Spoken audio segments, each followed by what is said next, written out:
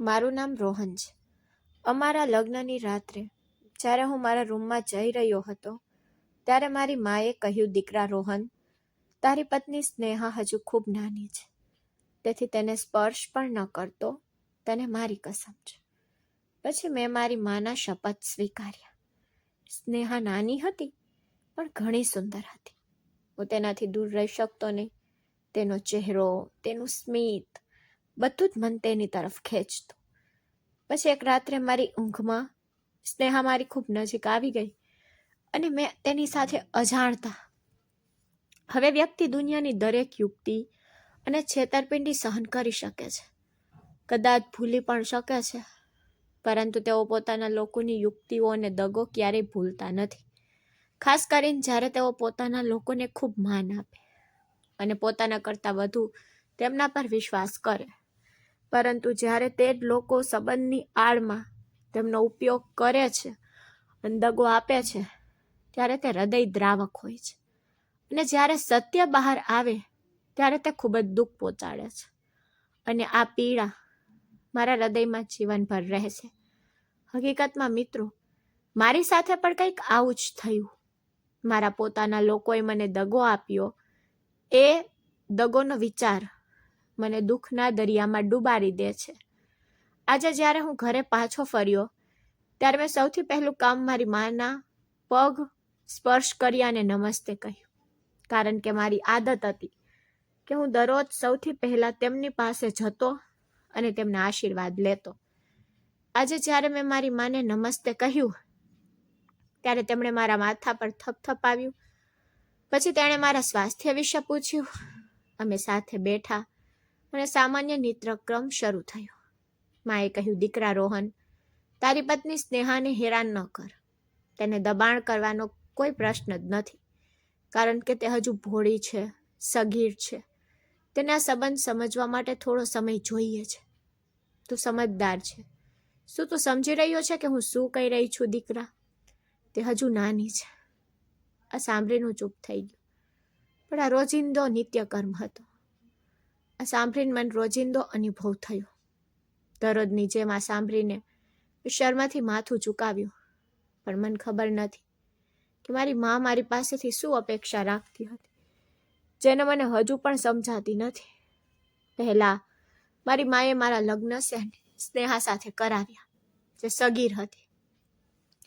પરંતુ લગ્નના દિવસથી અત્યાર સુધી તેણી મને દરરોજ એક જ સલાહ આપતી, સ્નેહાની નજીક ન જા, તેને સમય આપ.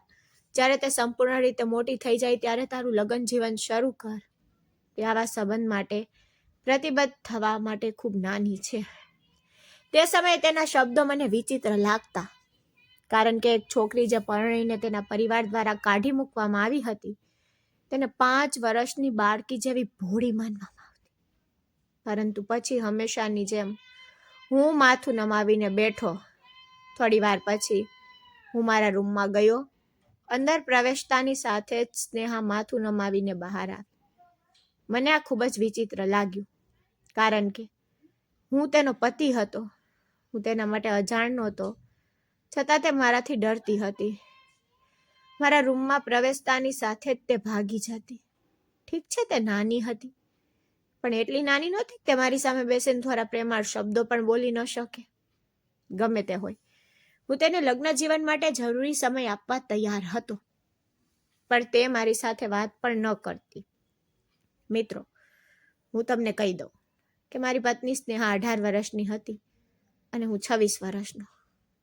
જોકે હું જાણતો હતો કે તે નાની છે, પણ હું તે પ્રકારનો મૂર્ખ નહોતો જે તેને ચીડવે અને તેની સાથે ખોટું કરે.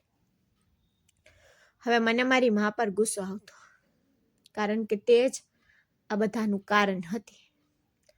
મારી માની રોજિંદી સલાહે સ્નેહાનું મન બગાડ્યું. તેથી તે હંમેશા મારાથી છુપાઈને ભાગી જતી. ક્યારેક મને લાગતું કે સ્નેહા ખરેખર ભોળી છે, તેને કંઈ ખબર નથી. તેથી જ મેં ક્યારેક તેને ચીડવવાનો પ્રયાસ કર્યો નહીં. ભલે તે મારાથી ખૂબ ડરતી, પણ સત્ય એ હતું કે સ્નેહા મારી પત્ની હતી. મારો તેના પર અધિકાર હતો. અમે એક જ રૂમમાં સૂતા. ક્યારેક તેને મારી આટલી નજીક જોઈને રાત્રે મારી ઊંઘ ઉડી જતી. પણ મારી માના શપથ સામે હું લાચાર હતો. માં કહેતી, ઓછામાં ઓછું સ્નેહાને 4 વર્ષનો સમય આપ. પણ મને એક વાત સમજાતી નહોતી. જ્યારે હું તેની સાથે રહી ન શકું ત્યારે મારા લગ્ન માએ સ્નેહા સાથે કેમ કરાવ્યા? જો તેણીએ થોડો વર્ષ રાહ જોઈ હોત અને પછી લગ્ન ગોઠવ્યા હોત તો શું કોઈ નુકસાન થયું હોત? મને યાદ છે કે અમારા લગ્નની પહેલી રાત્રે પણ કંઈક આવું જ બન્યું હતું. માએ મને તેના રૂમમાં બોલાવ્યો. જ્યારે હું તેની પાસે ગયો, તેણે મને પોતાની બાજુમાં બેસાડ્યો. પછી સોનાની વીંટી બતાવતા તેને કહ્યું, મેં આ તમારી પત્ની માટે ખરીદી હતી, જેથી તમે તેમની પહેલી રાત્રે આપી શકો, પણ હું તે તમને હજુ આપીશ નહીં. હું તે મારી પાસે રાખીશ, કારણ કે સ્નેહા હજુ ખૂબ નાની છે. આ સંબંધ માટે તેને માનસિક રીતે તૈયાર કરવા માટે આપણને સમયની જરૂર છે. મેં મારી મા તરફ ઉદાસીનતાથી જોયું, કારણ કે આ લગ્ન તેમના કહેવા પર થયા હતા. મેં તે રાત માટે ઘણા સપના જોયા હતા. મારું હૃદય સ્નેહા સાથે રહેવા માટે ઝંખતું હતું, પણ તેને મારા બધા સપના ચકનાચૂર કરી નાખ્યા. મારા ચહેરા પર ઉદાસી જોઈને મારી મા મને સાંત્વના આપવા લાગી કે દીકરા રોહન, ચિંતા ના કર, બસ સમયની વાત છે. જ્યારે સ્નેહા સંબંધને સમજશે અને મોટી થશે પછી કોઈ સમસ્યા નહીં રહે.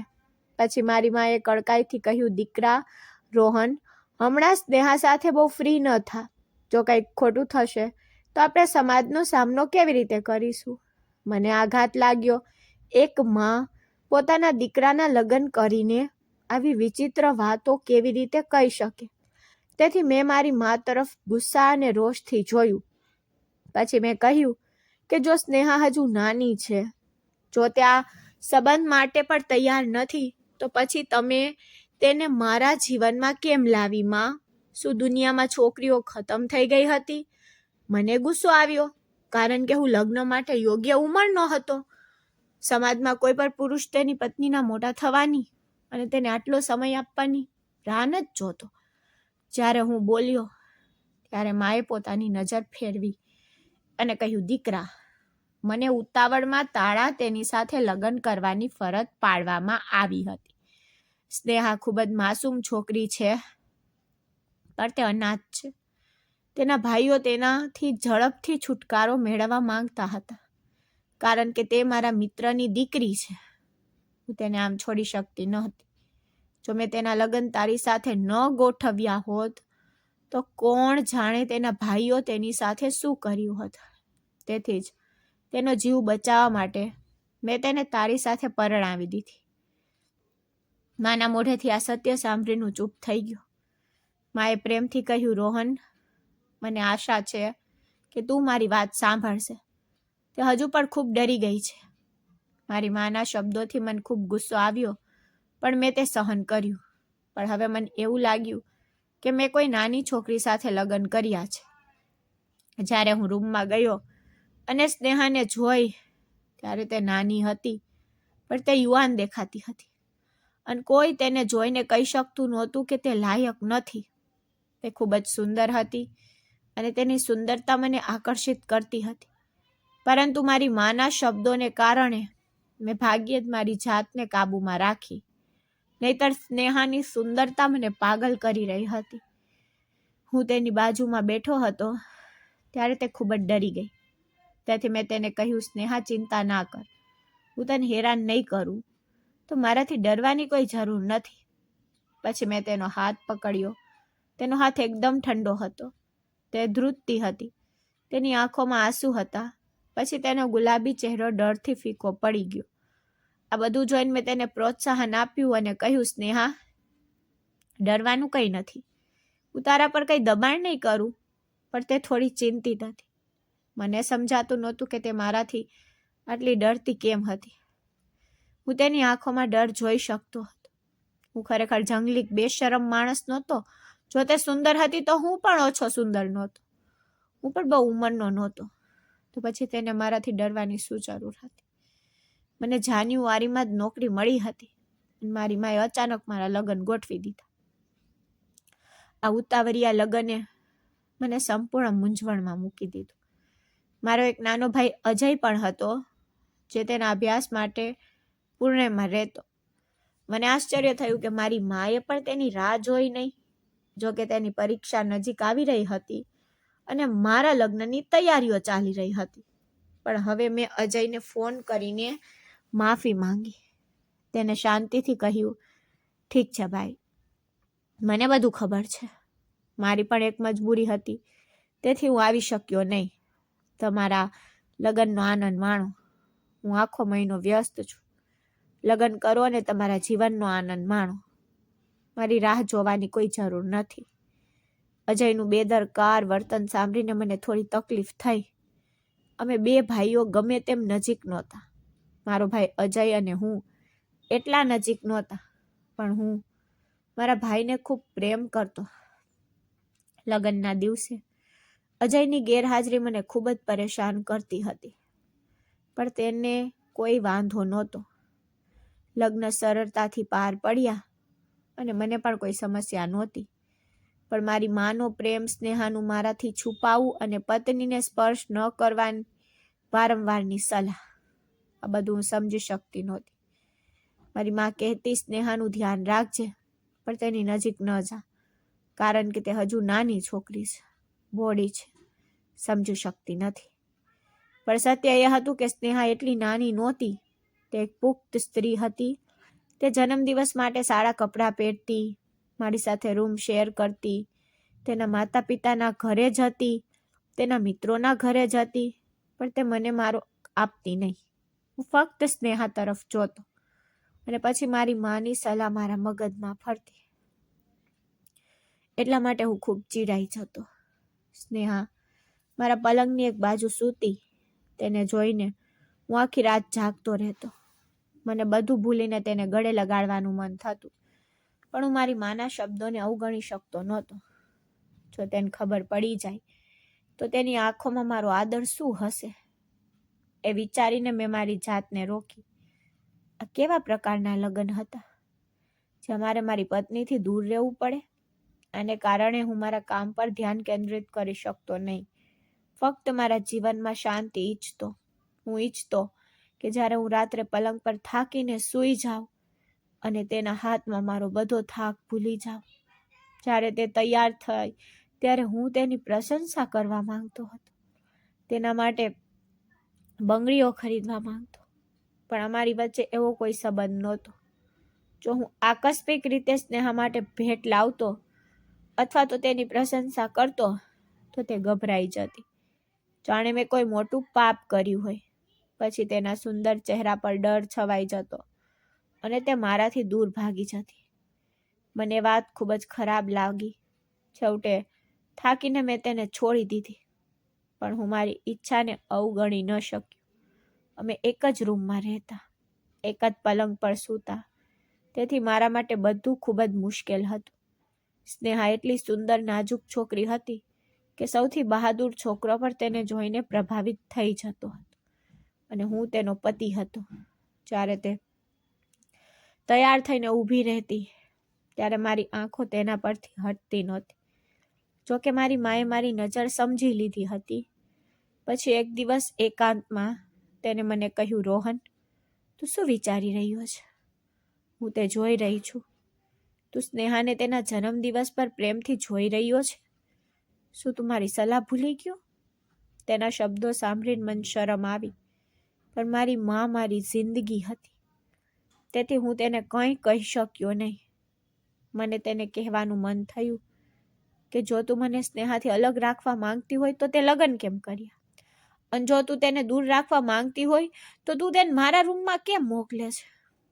મા મને વારંવાર સલાહ આપતી કે હું સ્નેહાને જોઈ શકતો હતો, પણ તેને સ્પર્શ કરી શકતો નહોતો. હું કામથી થાકીને ઘરે આવતો અને તે રસોડામાં વ્યસ્ત રહેતી. પછી રાત્રિ ભોજન પછી હું મારા રૂમમાં પાછો જતો. કલાકો સુધી તેની એક ઝલક માટે રાહ જોતો, પણ સ્નેહા આવતી નહીં. આખરે હું તેની રાહ જોતો સૂઈ જતો. જ્યારે હું સૂઈ જતો ત્યારે તે અંદર ઘૂસીને પલંગના ખૂણામાં સૂઈ જતી. જીવન ખૂબ જ કંટાળજનક બની ગયું હતું. પણ એક દિવસ મેં કાબુ ગુમાવ્યો. ઊંઘમાં મારો હાથ સ્નેહાના હાથમાં અડી ગયો. મારું હૃદય ધબકતું હતું.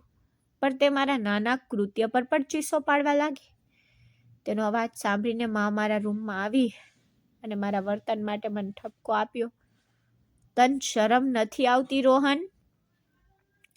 મેં તને કેટલી વાર સમજાવ્યું છે કે સ્નેહા હજુ નાની છોકરી છે, તેને સમય આપો, પણ તું સમજતો નથી.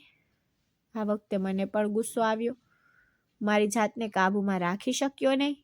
મેં કહ્યું, મમ્મી, જો તમે સ્નેહાને મને થવા દેવા નથી માંગતા તો તમે અમારા લગ્ન કેમ કરાવ્યા?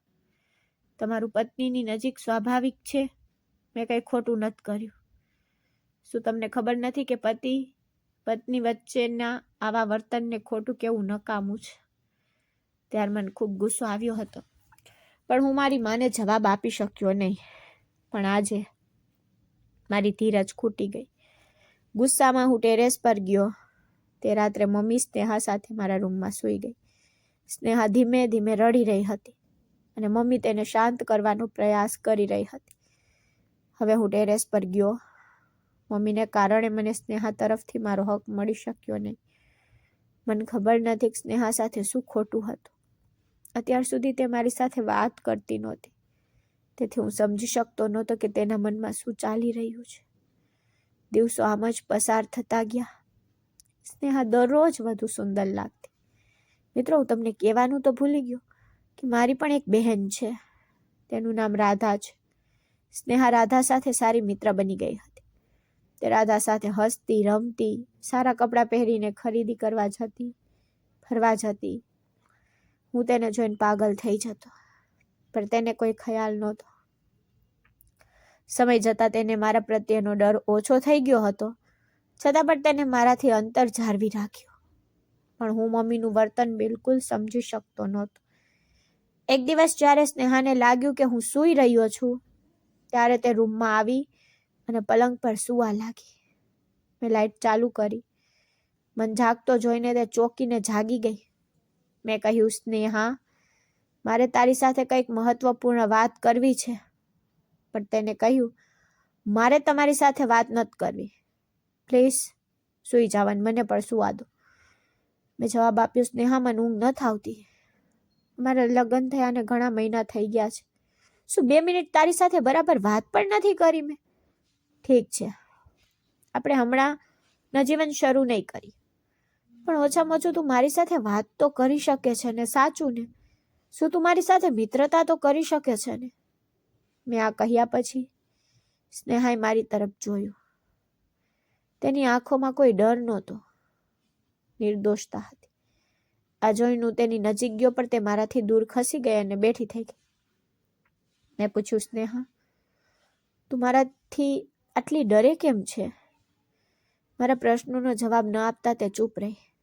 પણ તેને કહ્યું, પ્લીઝ મારાથી દૂર રહો, મારી નજીક ન આવો. મેં પૂછ્યું, શું કારણ છે? હું તારી નજીક કેમ ન આવું? તને મારી સાથે રહેવાનું મન નથી થતું? તક જોઈને મેં તેનો હાથ પકડીને કહ્યું, સ્નેહા, મારા પર વિશ્વાસ કર. હું કોઈ બદમાશ કે તોફાની માણસ નથી. હું તને ચીડવીશ નહીં કે દુઃખી નહીં કરું. આટલું કહીને હું ધીમે ધીમે તેની નજીક ગયો. તે પણ મારી નિકટતાથી પીગળવા લાગી હતી. મારો પ્રેમ આગળ વધે તે પહેલા કોઈએ દરવાજો ખટખટાવ્યો. મને ખબર હતી કે મારા સુંદર દિલને ખલેલ પહોંચાડનાર બીજું કોઈ નહીં, મારી માં જ હશે. એ દરવાજો ખોલ્યો કે તરત જ મારી માં ત્યાં ઊભી હતી. તેને મારી સામે ગુસ્સાથી જોયું અને કહ્યું, રોહન, તારા રૂમમાં હજુ લાઇટ કેમ ચાલુ છે? તું હજુ સુધી કેમ સૂયો નથી?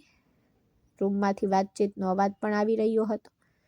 તેથી જ મેં દરવાજો ખટખટાવ્યો. પછી તે સ્નેહા તરફ ફરીને કહ્યું, સ્નેહા, તું હજુ પણ જાગી રહી છે? તમે બંને શું વાત કરો છો? મેં કહ્યું, મમ્મી, હું તમારી સલાહ ભૂલ્યો નથી, પણ તમારે રાત્રે આ રીતે મારા રૂમમાં ન આવવું જોઈએ. માએ ગુસ્સામાં જવાબ આપ્યો, તું ચૂપ રહે. પછી તે સ્નેહા પાસે ગઈ અને કહ્યું, સ્નેહા, તારું ઓશીકું લઈને સોફા પર સૂઈ જા. અને તમને બંનેને મારી સલાહ યાદ છે ને? એકબીજાની નજીક ન આવો. આટલું કહીને મમ્મી રૂમમાંથી નીકળી ગઈ. સ્નેહાએ પોતાનું ઓશીકું લીધું અને સોફા પર સૂઈ ગઈ. હું ત્યાં શાંતિથી બેસી ગયો, પણ મમ્મીને શું તકલીફ હતી હું સમજી શક્યો નહીં. હવે મમ્મીએ સ્નેહાને મારી સાથે બહાર જવાની મનાઈ પણ કરી દીધી. તેને કહ્યું કે સ્નેહા હજુ નાની છે અને તું રોહન યુવાન છે. આ મને યોગ્ય લાગતું નથી. જો હું આટલી નાની છોકરીના લગ્ન કોઈ મજબૂત યુવાન સાથે કરી દઉં તો લોકો શું કહેશે? એટલા માટે હું નથી ઈચ્છતી કે લોકો મને ઠપકો આપે. તો સ્નેહા સાથે ક્યાંય બહાર ન જજે. પછી મારી મમ્મીની વાત સાંભળીને સ્નેહા તેની સાથે સંમત થઈ જતી. તે મારી સાથે ક્યાંય જતી નહીં. આ બધાને કારણે મારા મિત્રો પણ મારી મજાક ઉડાવવા લાગ્યા. તેઓ કહેતા, રોહન, તું તો તારી પત્નીના ઈશારા પર નાચે છે. તારી હિંમત પણ નથી કે તેને ક્યાંક બહાર લઈ જઈ શકે.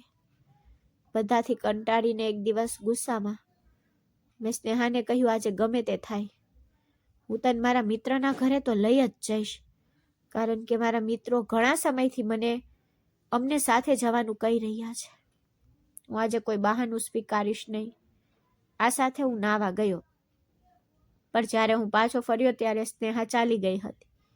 હું ગુસ્સાથી બહાર આવ્યો અને જોયું કે તે મારી મા સાથે બીજા રૂમમાં બેઠી હતી અને તણાવમાં દેખાતી હતી.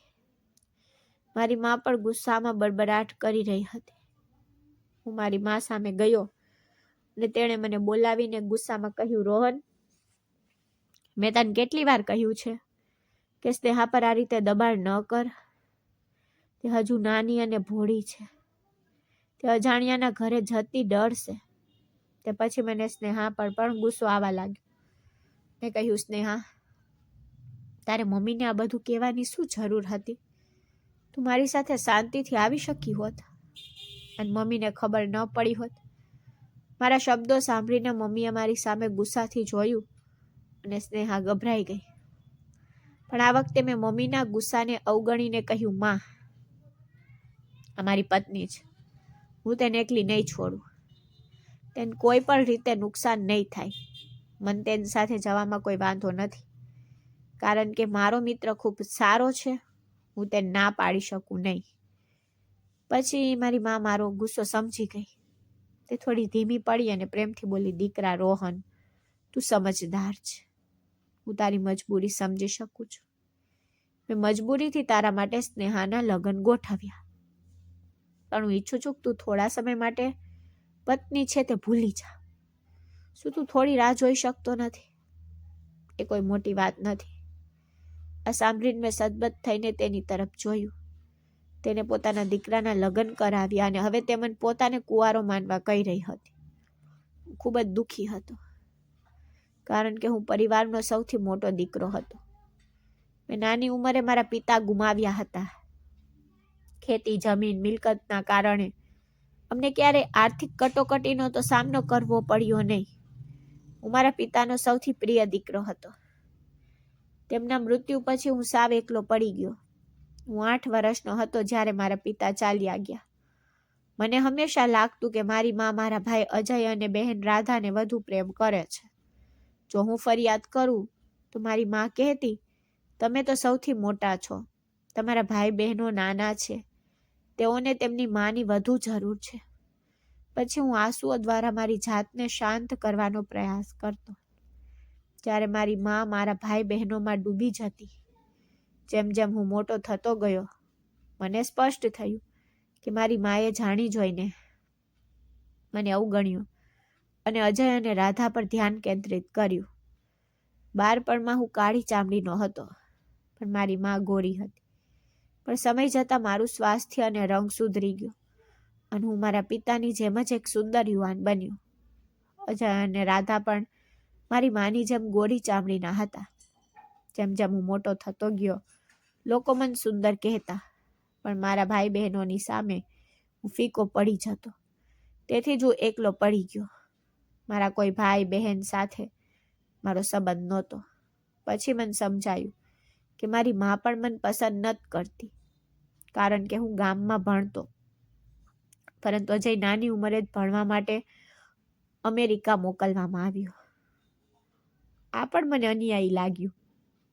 પછી મારી માએ મને પ્રેમથી સમજાવ્યું, રોહન, તું સૌથી મોટો છે, તેથી પરિવારને તારી જરૂર છે.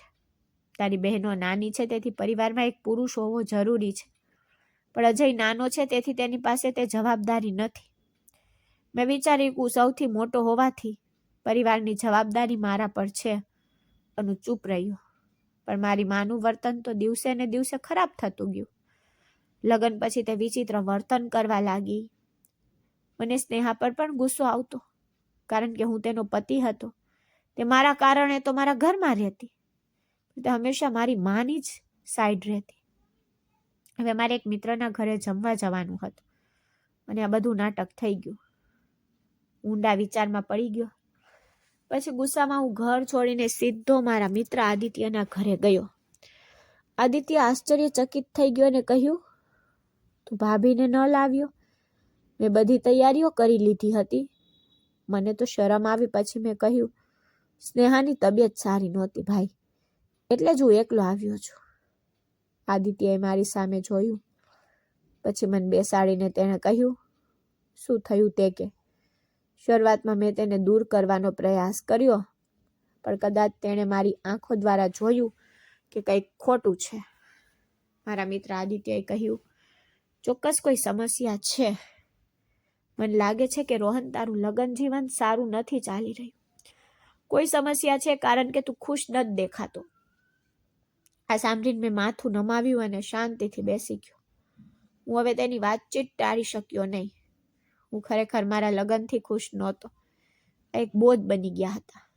તેથી આદિત્યના પ્રશ્નએ મારા માથામાં ગુસ્સાનો ઉછાળો લાવ્યો. હું ઘણા સમયથી મારા હૃદયમાં આ વાત દબાવી રાખતો હતો. મેં તેને મારી મા અને સ્નેહા વિશે બધું કહ્યું.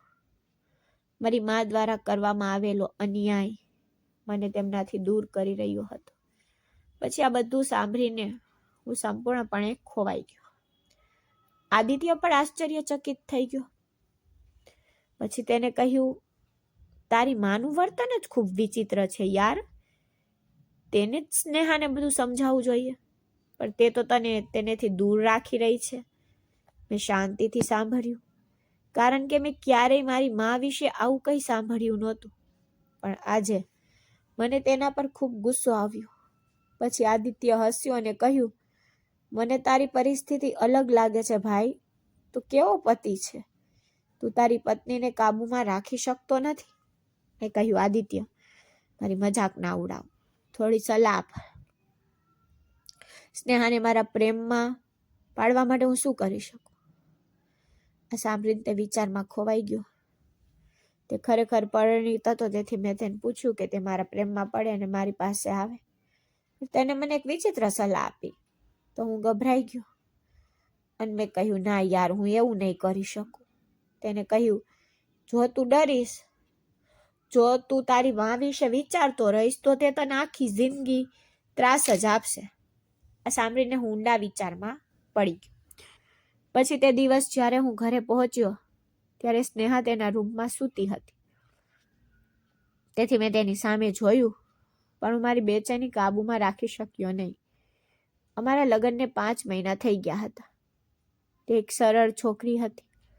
તેના માતા પિતાના ઘરે ખરાબ પરિસ્થિતિમાં રહેતી હતી. હવે ઓરડાના ઝાંખા પ્રકાશમાં તેની સુંદરતા મને પાગલ કરી રહી હતી. ઝડપથી રૂમ છોડીને મારી માના રૂમમાં ગયો. મારી મા મને રાહતથી જોઈ રહી હતી. જતાની સાથે જ તેને પૂછ્યું, તું ક્યાં હતો રોહન? હું ઘણા સમયથી તને ફોન કરી રહી છું. મેં જવાબ આપ્યો, એક મિત્રના ઘરે ગયો હતો. પછી મારી માએ કહ્યું, કાલ શનિવાર છે, તારી બહેન રાધા તારી માસીના ઘરે જવાની હતી, પણ તું ન આવ્યો. તેથી મેં તારા પિતરાઈ ભાઈ પ્રવીણને મોકલી દીધો. પ્રવીણ મારો પિતરાઈ ભાઈ હતો. પછી મને મારા મિત્ર આદિત્યનો પ્લાન યાદ આવ્યો, જે એક સારો ને ઉત્તમ પ્રસંગ હતો, કારણ કે રાધા ઘરે નહોતી. મારા માને પૂછ્યું, તમે ખાધું? હા ખાધું, તેને જવાબ આપ્યો. મને ભૂખ સહન નથી થતી. સ્નેહાએ પણ ખાધું. તે હવે સૂઈ ગઈ છે. તેણીએ કહ્યું, તેને સુવાની એટલી ઉતાવળ હતી કે તે મને દૂધ આપવાનું ભૂલી ગઈ. તેથી જ મેં હજુ સુધી મારી દવા નથી લીધી. આ સાંભળીને ઝડપથી ઊભો થયો અને કહ્યું, મમ્મી, હું તમારા માટે દૂધ ગરમ કરીને લાવું. તમે તમારી દવા લો અને શાંતિથી સૂઈ જાઓ. આદિત્યના પ્લાન મુજબ મેં દૂધમાં ઊંઘની ગોળી નાખી અને મારી માને આપી. તેણીએ દવા લીધી અને ગાઢ ઊંઘમાં સરી પડી. પછી હું શાંતિથી મારા રૂમમાં ગયો. મને જોઈને ગભરાયેલી સ્નેહા હંમેશાની જેમ દોડીને દૂર ગઈ, બૂમ પાડવા લાગી, માં, માં. મેં ઝડપથી આગળ વધીને તેનું મોઢું ઢાંકી દીધું. જો તે ચીસો પાડ હોત તો શું ફરક પડે? કોઈ તેને સાંભળતું નહીં, કારણ કે મેં ગાઢ નિંદ્રામાં હતી. ધીમે ધીમે હું તેની પાસે ગયો અને મેં કહ્યું, સ્નેહા, તું મારી પત્ની છે, મારાથી ડરવાની કોઈ જરૂર નથી. પણ તેને મને બળજબરીથી દૂર ધકેલી દીધો. પણ આજે મેં તેની વાત ન સાંભળી. તેના શરીરને હાથમાં લીધું અને તેને ખાતરી આપી કે તું મારી પત્ની છે, હું તને કોઈ નુકસાન નહીં પહોંચાડું. પછી તે ધીમે ધીમે માની ગઈ. તે રાત્રે મેં તેને તેનો હક આપ્યો. અમારી વચ્ચે એવી ઘટનાઓ બની જે ઘણા સમય પહેલા થવી જોઈતી હતી. આજે તે પણ ખુશ હતી, પણ પછી તેને મને જે કહ્યું તેનાથી મારું મન હચમચી ગયું. પછી મને સમજાયું કે તે મારાથી આટલી ડરતી કેમ હતી, તે મારાથી કેમ ભાગતી રહી. પછી હું સવારે ઉઠ્યો તો સ્નેહા શાંતિથી બેઠી હતી. મમ્મી ગુસ્સાથી મારી સામે જોઈ રહી હતી. ભલે મેં કંઈ ખોટું કર્યું ન હોય, પણ હું હજુ પણ તણાવમાં હતો. મમ્મીએ ગુસ્સાથી કહ્યું, રોહન, મેં તને મનાઈ કરી હતી, છતાં તે સ્નેહા પર બળજબરી કેમ કરી? મમ્મી દિવાલની જેમ ગુસ્સાથી મારી સામે જોઈ રહી હતી. સ્નેહા માથું નમાવીને બેઠી હતી. જો ગઈકાલે રાત્રે તેનો મૂડ સારો હતો, પણ મને ખબર નથી કે હવે મમ્મીએ તેને શું કહ્યું કે રડવાથી તેની આંખો જ સૂજી ગઈ હતી. પછી સ્નેહા મમ્મીને કહેવા લાગી, તેને મારી સામે બળજબરી કરી. મેં તેને રોકવાનો ઘણો પ્રયાસ કર્યો, પણ તેણે સાંભળ્યું નહીં. પણ મમ્મીએ જે કહ્યું તેનાથી મને આશ્ચર્ય થયું. મેં મોટી આંખોથી મમ્મી તરફ જોવાનું શરૂ કર્યું. મમ્મીએ કહ્યું, રોહન, હું તને હમણાં સ્નેહાને છૂટાછેડા આપવા કહું છું. તું આ છોકરીને લાયક નથી. આ સાંભળીને મને લાગ્યું કે હું પથ્થર બની ગયો છું. સ્નેહા પહેલી વાર ગભરાઈ ગઈ, રડવા લાગી. મારી મા તરફ જોયું ત્યારે મેં કહ્યું, મા, મને માફ કરજો. સ્નેહાની સંમતિ વિના મેં આ નથી કર્યું. પણ મારી માએ મારા પર વિશ્વાસ ન કર્યો. સ્નેહા મારાથી ખુશ હતી. મેં તેને દુઃખી ન કરી. તે અમારા સંબંધનો અધિકાર હતો અને અમે કંઈ ખોટું કર્યું નથી, તો હું તેને શા માટે છૂટાછેડા આપું? પણ મારી મા મક્કમ રહી, કહેતી, તારે સ્નેહાને છૂટાછેડા આપવા જ જોઈએ. હું તારી લગ્ન તારી ઉંમરની બીજી સ્ત્રી સાથે કરાવીશ, બસ તેને છોડી દે. મારી મા છૂટાછેડા વિશે વાત કરતી રહી ત્યારે મને આઘાત લાગ્યો. પછી સ્નેહા રડવા લાગી અને બોલી, ના ના, આવું ના કરતા, પ્લીઝ મને છૂટાછેડા ન આપતા. હું ફરીથી તમારી માને તમારી ફરિયાદ નહીં કરું. મેં તેને ફરિયાદ કરીને ભૂલ કરી છે. બસ મને છૂટાછેડા ન આપો. મારા ભાઈઓને મારી જરૂર નથી.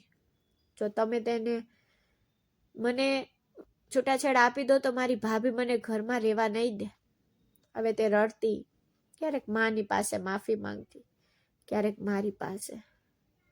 તેના કહેવા પર મારી માએ તેને શાંત કરવાનો પ્રયાસ કર્યો અને કહ્યું, સ્નેહા, કોઈ તના ઘરમાંથી કાઢી નહીં મૂકે. આ સાંભળીને વિચારમાં ખોવાયેલો મારા હાથમાં માથું રાખીને બેઠો. મારી પત્ની રડી રહી હતી. મા મને છૂટાછેડા આપવા માટે મક્કમ હતી. ત્યારે મને ગુસ્સો આવ્યો. મેં કહ્યું, મમ્મી, હું સ્નેહાને છૂટાછેડા નહીં આપું. તે મારી પત્ની છે. હું તેની સાથે રહેવા માંગુ છું અને સ્નેહા મારી સાથે રહેવા માંગે છે. તેને મારી સામે કોઈ ફરિયાદ નથી. તેને આ બધું તારી સામે કહ્યું, પણ મારી માએ મને સમજાવવાનો પ્રયાસ ન કર્યો. પણ પછી થોડા દિવસો વીતી ગયા, પણ મારી મા આ બાબતે મારી સાથે દલીલ કરતી રહી અને સ્નેહા મારી પાસે પણ આવતી નહીં. તે દિવસો દરમિયાન મારો નાનો ભાઈ અજય પણ આવી ગયો. જ્યારે તેને આ બધું સાંભળ્યું ત્યારે તેને મને સમજાવવાનો પ્રયાસ કર્યો કે આટલી નાની છોકરી સાથે લગ્ન કરવાની આ સમસ્યા છે ને, તું નાની નાની વાતો પર આટલો બધો હોબાળો કેમ કરે છે? છૂટાછેડા આપી દે અને છુટકારો મેળવી લે. છતાં પણ મેં ના પાડી અને અજયને કહ્યું, કદાચ હું પહેલા સ્નેહાને છૂટાછેડા આપી દે, પણ હવે હું નથી આપી શકતો, કારણ કે અમારો સંબંધ વધુ મજબૂત બની ગયો છે. અને મેં જોયું છે કે તે પણ છૂટાછેડા માંગતી નથી. મારી માં મારાથી ગુસ્સે હતી. અજય મને છૂટાછેડા લેવા માટે મનાવવાનો પ્રયાસ કરતો રહ્યો, પણ હું સ્નેહાને છૂટાછેડા આપતો નહોતો. પણ તે સમયે પરિવારે તેને કેદ કરી હતી. તેઓ મને તેને મળવા દેતા નહીં. હું તેમનું વર્તન સમજી શકતો નહોતો, પણ કોઈ મને સહારો આપતું નહોતું. પછી મને તે રાત્રે સ્નેહાના શબ્દો યાદ આવ્યા, ત્યારે તેને મને કહ્યું હતું કે રોહન, તમે તો ખૂબ જ સારા વ્યક્તિ છો, પણ મમ્મી કહેતી હતી કે તમે ખરાબ વ્યક્તિ છો. તમારી સાથે રહેવું યોગ્ય નથી. તમે કોઈ સ્ત્રીની સુખાકારીની પરવા નથી કરતા. તમે મારા પર દબાણ કરશો, તમે મને ફાડી નાખશો, તમે મને નુકસાન પહોંચાડશો, તમે મને હેરાન કરશો. બાય ધ વે, મારી પોતાની માએ સ્નેહાને મારા વિશે આ બધું કહ્યું. તે રાત્રે સ્નેહા ખૂબ ખુશ થઈ, બધું મને કહેતી હતી, પણ હું મૂંઝવણમાં હતો કે મારી મા સ્નેહાને આવી વાતો કેમ કહેશે. પછી એક દિવસ તણાવની સ્થિતિમાં અજયે કહ્યું કે સ્નેહાને છૂટાછેડા આપી દે અને ઘરમાં શાંતિ લાવ. પણ મેં સ્પષ્ટ ના પાડી. પછી અજયે મારી માનો સામનો કર્યો અને સત્ય કહેવાનું શરૂ કર્યું. તે દિવસે બહાર આવેલી સત્યતાએ મને બરબાદ કરી દીધો. સત્ય એ હતું કે અજય સ્નેહાને પ્રેમ કરતો હતો, પરંતુ તેને અભ્યાસ માટે વિદેશ જવું પડ્યું. જોકે તેને જતા પહેલા માને સ્નેહા વિશે બધું જ કહ્યું હતું, અને તેને આવ્યા પછી આ લગ્ન હતા. પરંતુ પછી અચાનક મારી સાસુનું અવસાન થઈ ગયું અને સ્નેહાની ભાભીઓ તેના લગ્ન ઝડપથી કરાવવા અને તેને ઘરમાંથી કાઢી મૂકવા માંગતી હતી. ત્યારે જ મારી માને ખબર પડી અને તે વધુ ને વધુ તણાવમાં આવી ગઈ. પછી હંમેશની જેમ મારી માએ મારો ઉપયોગ કર્યો અને મારા લગ્ન સ્નેહા સાથે કરાવી દીધા. તેનો પ્લાન મને સ્નેહાથી દૂર રાખવાનો હતો, અને જ્યારે મારો ભાઈ અજય આવે ત્યારે તે મને છૂટાછેડા આપીને સ્નેહાના લગ્ન તેની સાથે કરાવશે. સત્ય જાણીને મને આઘાત લાગ્યો. એક માં પોતાના દીકરા સાથે આવું કેવી રીતે કરી શકે, અને એક દીકરા માટે તે બીજા દીકરાનો ઉપયોગ કરે. દુઃખી થઈને મેં મારી માને પૂછ્યું, માં, તમે આવું કેમ કર્યું? પણ તેનો જવાબ તેનાથી પણ મોટો આઘાત હતો. તેને કહ્યું, રોહન, તું મારો દીકરો નથી, તું મારા પતિનો દીકરો છે. તું તેની પહેલી પત્નીનો દીકરો છે. તારા પિતાએ ક્યારેય મારા બાળકોને પોતાના નથી માની.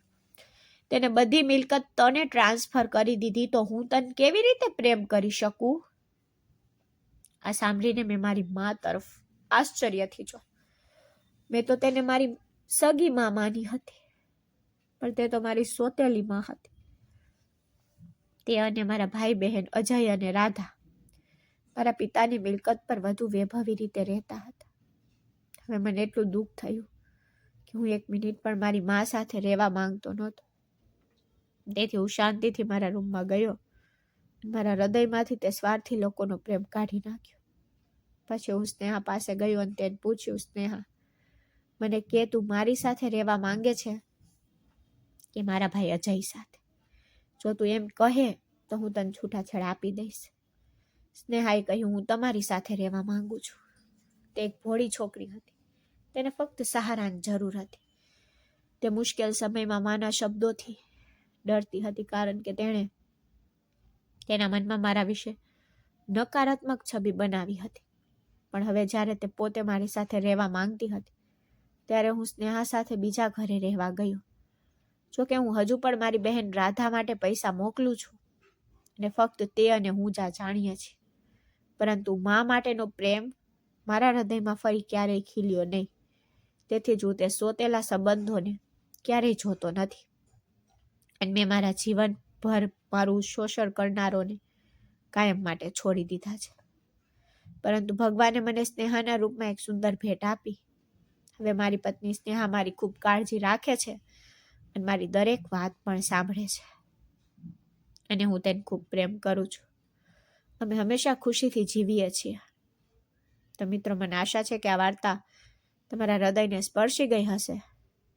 જો તમને તે ગમી હોય તો આ વિડીયોને લાઈક કરવાનું અને ચેનલને સબસ્ક્રાઈબ કરવાનું ભૂલશો નહીં.